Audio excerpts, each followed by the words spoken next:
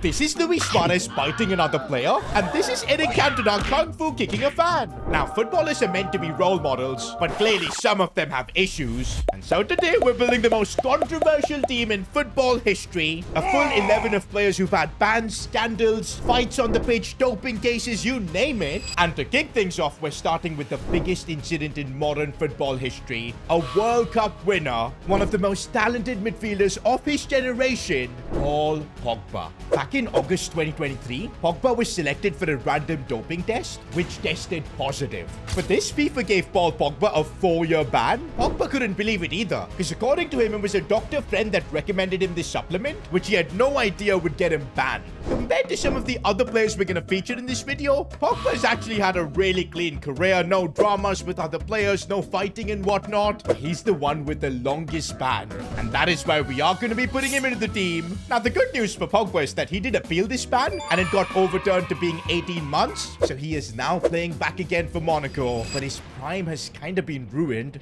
I'm hoping he'll still be able to make a comeback, because prime Pogba, he was different, bro. But there can be no excuses about the next player we're putting in. His bans were 100% deserved. Luis Suarez. Not gonna lie, we could literally put Luis Suarez in this team for 5 or 6 different incidents. Just recently at Miami, he got suspended for a few games for spitting on an opposition's coach. Who does that? But that's not even the worst thing Luis Suarez has done. He's had 3 different biting incidents in his career, but the one on Chiellini in the World Cup, he even got a 4-month ban. Bro literally joined Barcelona, and because he was serving his ban, he couldn't play any games. But apart from all of this, there's another crazy incident with Luis Suarez. Apparently, he racially abused Patrice Evra. Now, Luis Suarez has always denied this. With his track record of being controversial, I don't think too many people believe him. Talking about Patrice Evra, though, if he was in FC 26, he would 100% be the left back we pick. Back when Evra in his final stages of his career was playing for Marseille, before a Europa League game, he literally lost control, went and kung fu kicked a fan,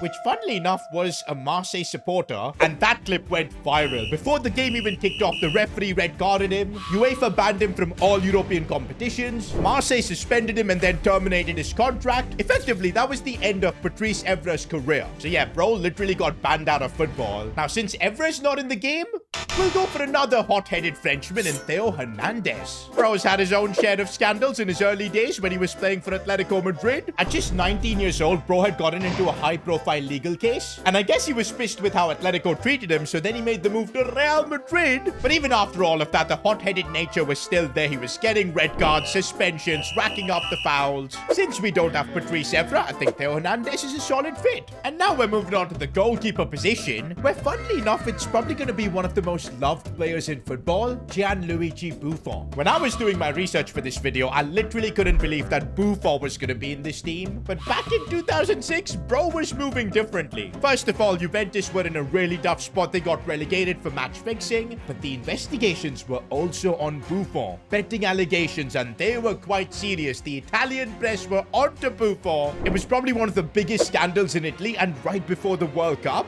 I guess the fact that Buffon then did end up winning the World Cup with Italy kind of calmed things down. And to be fair, we gotta give Buffon some credit for his mental strength to come through all those allegations, and now to become one of the most loved goalkeepers in football. We're now moving on to the centre-back spots, but I think I need to give an honorable mention to Sergio Ramos, the man with the most red cards in history. Every season, there was definitely an incident where he was suspended for 2 or 3 games. He didn't have any big incident where he bit a player. It's just that he was violent. Bro, some of the tackles he's given to Messi, even Mo Salah, and if he was in FC 26, I would 100% put him into this team.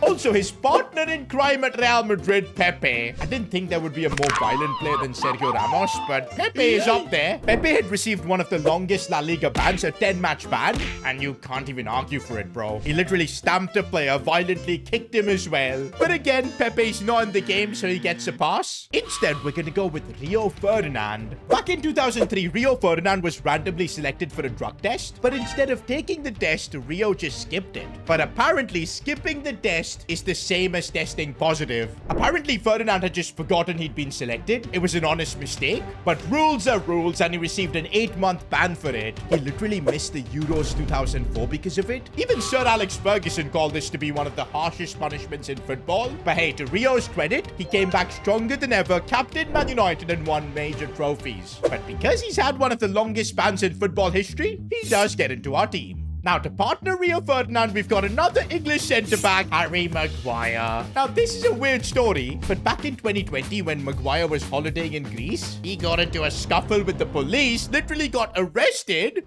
And this was when, I guess, the Maguire hate train was at the peak. He was captain of Man United, but you know how that was going down. There was like a mugshot of Maguire as well that had gone viral. And because of all of that, Man United stripped him off his captaincy. His England spot was in question. It had honestly become such a big meme as well. Although looking back and reading about the story, it kind of feels like Maguire was stitched up. But hey, for getting arrested, you are going to get yourself into this team. So there you go. Maguire's going to be the centre-back. And talking about getting arrested, our next player is probably captain of Prison FC, Dani Alves. Why do footballers who have literally everything, who live such a privileged life, get themselves in situations like this? But yeah, Dani Alves was involved in one of the biggest off-the-field scandals. His contracts were terminated, everything gone. He was literally broke, and I think he's still in prison. Okay, wait, I just checked. Dani Alves finally gets out of prison by paying a €1 million bail. But if he was an FC26, he would get his spot into this team. To think that he's the player with the second most trophies in football, and he got himself in a situation like this, just mental.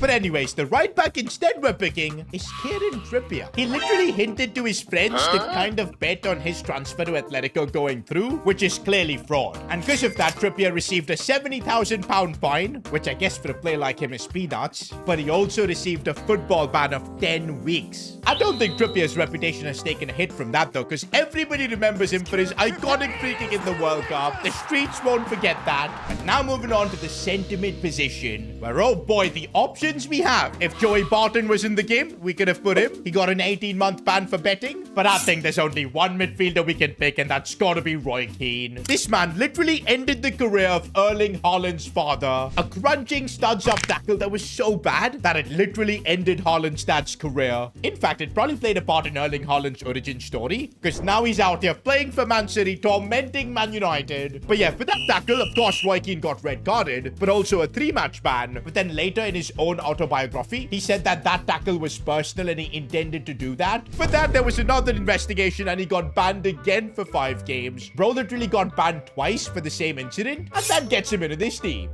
We're now moving on to the left midfield position, where we've got a player who's normally known for his magic, for his dribbling. Of course, I'm talking about Eden Hazard. And honestly, he wasn't someone who got into fights and tackles and all that sort of stuff. He was the kind of player who wanted the ball at his feet and he just ran with it. But there was one incident where a ball boy was wasting time. Hazard got frustrated, tried to kick him, and did kick him. Now, the ball boy too put up Oscar-worthy acting, and that was enough for Hazard to get red-carded. That got him a 3-match ban. Definitely one of the weirdest red cards in football. But hey, that ban has got him a spot in this team. And now we're gonna move on to even more controversial players. Right mid position. And initially, I was gonna go with Mason Greenwood. I don't think I need to talk about the incident he caused. It literally got him banned from playing for United, banned from the England setup. The only club willing to give him a second chance was Marseille, where he's actually balling out, but his reputation has been tainted for life. But we are not going to be putting Greenwood in this team, because we've got Diego Armando Maradona, arguably the best player of all time,